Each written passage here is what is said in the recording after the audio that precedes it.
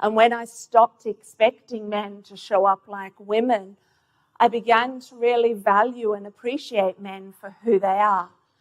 And I also gave myself much more space to actually show up with my fullness as a woman, because there were parts of me that I'd learnt to dull down.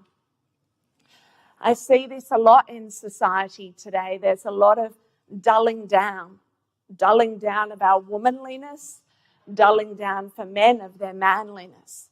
And then people just kind of living this kind of shallow flat line in the middle.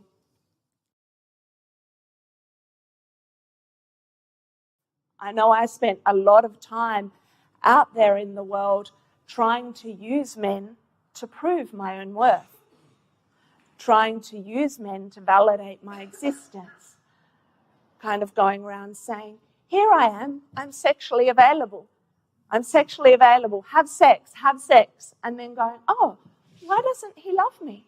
Why won't he love me now? I gave him sex.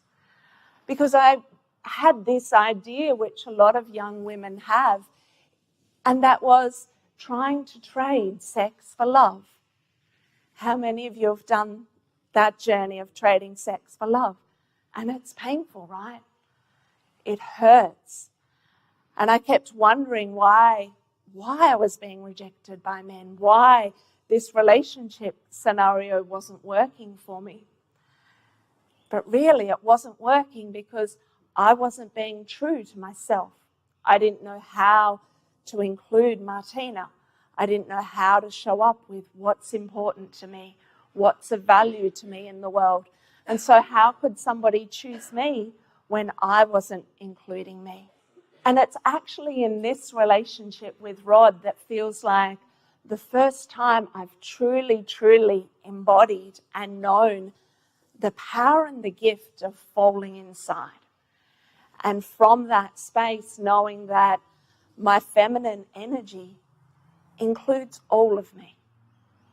And then there's nothing that I need to limit or hide or shut out. Because when I include all of me, then Rod gets to see all of me. And the more of me I offer to him, the more of him he offers me.